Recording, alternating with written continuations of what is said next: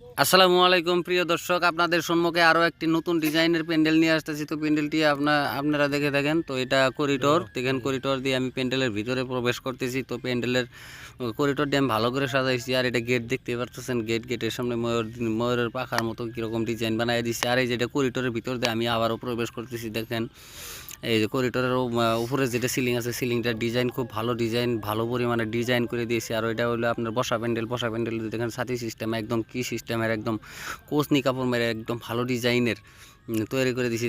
তো নিচে ইয়াস কাপড়টি মারা হয়নি। তো ইয়াস কাপড়টি আমি আরেকটু কিছুক্ষণ পরে ইয়াস কাপড়টি আমি ব্যবহার করবো। তো ইয়াস কাপড়টি মারার পরে প্যান্ডেলটি আরও ভালো লাগবে।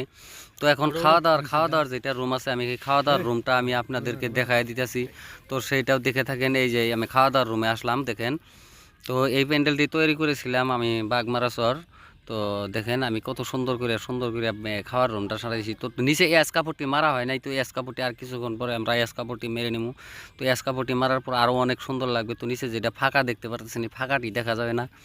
তো খুব ভালো অঙ্কের, ভালো বাজেটের প্যান্ডেল যদি তৈরি করতে হয় অবশ্যই কমেন্ট বক্সে কমেন্ট করে যোগাযোগ করতে পারেন। আর প্যান্ডেলটি ভালো লাগলে অবশ্যই লাইক শেয়ার কমেন্ট করে দিবেন।